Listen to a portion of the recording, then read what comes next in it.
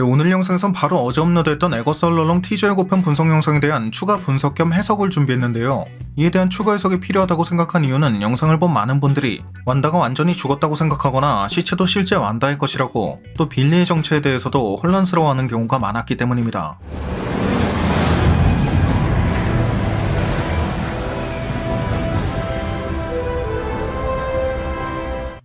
이에 먼저 이 신원미상인 시체에 대해 설명하자면, 다크홀드의 부작용으로 손끝이 검게 변한 것이나 교통사고, 낙상 등 무딘물체에 의한 외부의 충격으로 인해 죽음을 맞이했다는 점에서 다크홀드를 사용한 적이 있고, 온다고 어선의 크톤 신전이 무너져 죽음을 맞이한 완다의 시체일 가능성이 높다고 예상한 적이 있었죠. Jane Doe, found her down here by the water.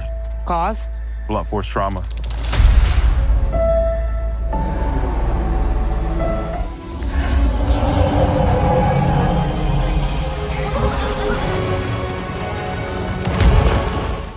그런데 이 앞선 영상의 설명에서 주목해야 할 건, 이러한 과정이 모두 완다의 마법에 빠져있던 에거스가 완다의 죽음으로 인해 이 마법에서 벗어나는 과정일 수 있다고 언급했다는 점으로, 이 같은 내용을 잘 생각해보면 이 같은 시체가 실제 완다의 것이 아니라 운다고어선에서 죽음을 맞이한 완다의 모습을 일종의 정신계 마법에 갇힌 에거스가 자신만의 환상을 통해 투영하고 있다는 점, 또 그렇기 때문에 자신에게 마법을 건 시전자인 완다의 얼굴은 마법이 풀리기 직전까지 볼 수가 없었다는 걸 알 수 있겠죠. 그리고 완다비전 당시 이러한 정신계 마법에 걸렸던 에거사의 모습에 주목해보면, 에거사는 자신만의 세상을 보고 있는 건 맞지만 그렇다고 남들과 아예 대화가 불가능한 건 아닌 상황, 즉 외부에서 보기엔 또 정신만 살짝 이상해 보일 뿐 대화가 아예 불가능한 상황은 아닌 걸 알 수 있기 때문에, 완다의 마법에 빠져있던 에거사가 완다의 죽음에 대해 인지하고 또 이를 기반으로 한 상상 속 상황극을 그릴 수 있었던 것도 모두 외부에서 전해진 정보가 반영된 덕분이었다는 걸 알 수 있겠죠. Is this really how you see yourself? That witch is gone, leaving you trapped in her distorted spell. Claw your way out.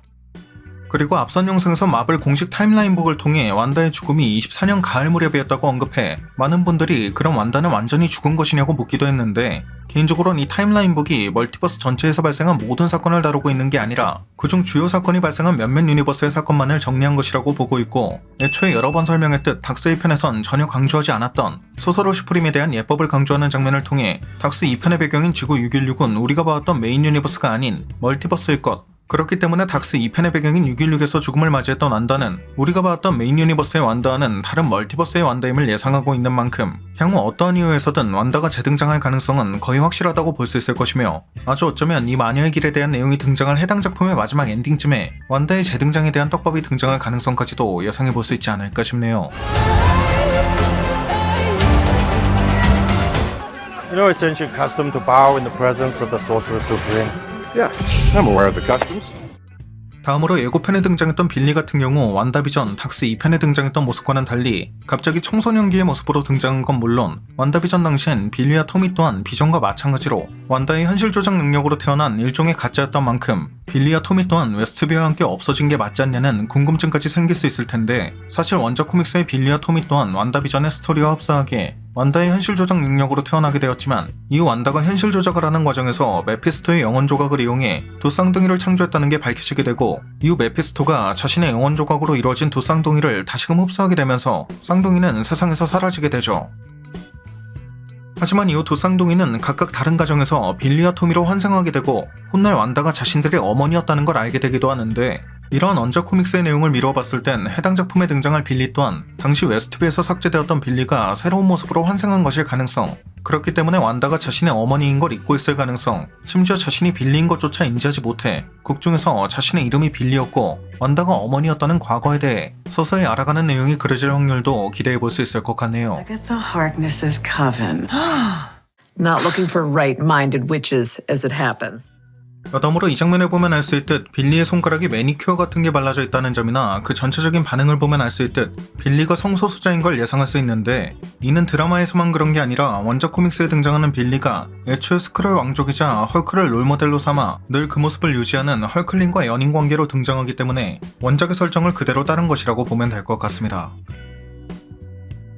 이외에 추가적으로 언급하면 좋을 것 같은 분석 내용 중에는 이 장면을 통해 총 9단계로 이루어진 달의 위상 변화가 표현되고 있는 걸 볼 수 있고, 작중에선 유독 달이 배경으로 등장한 적도 많다는 점을 통해 총 9부작으로 이루어진 해당 작품이 매 에피소드마다 달의 위상 변화에 따른 무언가를 표현할 가능성도 기대해 볼 수 있다는 점인데, 이와 비슷한 맥락에서 이 전부 에거사이즈 시야 같은 경우 본 제목이 공개되기 전까지 유독 그 제목이 계속해서 바뀐 적이 있기 때문에 그간 계속해서 바뀌었던 여러 제목들이 향후 공개될 매 에피소드의 제목이 될 가능성도 고려해 볼 수 있지 않을까 싶네요. 게다가 이 장면을 자세히 보면 앞선 영상에서 주목했던 펜던트와 또 다른 디자인의 것을 발견할 수 있는데, 이 펜던트 같은 경우도 그리스 신화에 나오는 대지의 여신, 달의 여신, 저승의 여신이 합쳐진 헤카테 여신과 매우 흡사한 느낌을 준다는 점에선 달의 위상 변화와 매 에피소드가 어떠한 연관성을 갖게 될 가능성이 아주 높다고 볼 수 있을 것 같고요. I have not. You stole knowledge above your age and station. You practiced the darkest of magic. 참고로 이 장면에서 볼 수 있는 날짜들 같은 경우 위에서부터 2월 16일은 엘리자베스 올슨의 생일, 8월 28일은 제커비의 생일, 6월 2일은 케빈 파이기의 생일이자 1692년 세일러 마녀 재판에서 처음으로 유죄 판결을 받은 브리짓 비숍의 사형 선고 날짜이기도 12월 28일은 스탠리의 생일인 걸 알 수 있었죠. Oh, man. Anyway, before I was so rudely interrupted, at that time I was a Federal Express man.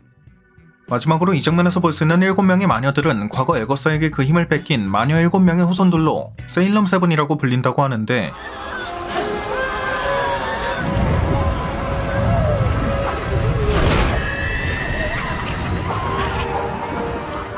이들 모두가 각각 여우나 쥐등으로 변신할 수 있는 능력이 있다고 하며, 이들 중 리더 역을 맡고 있는 배우 오쿠이 옥포카실리 같은 경우 매미로 변신할 수 있는 능력이 있다고 하는 걸 보면 이 장면에서 볼 수 있는 게 벌이 아니라 매미일 가능성, 나아가 완다비전 당시에도 이 에거사의 집에서 묘한 이목을 끌었던 매미 또한 세일럼 세븐의 리더가 변신한 것이었을 가능성도 기대해 볼 수 있을 것 같습니다. We will take good care of him. Senor Scratchy just loves the stage. He played Baby Jesus in last year's Christmas pageant.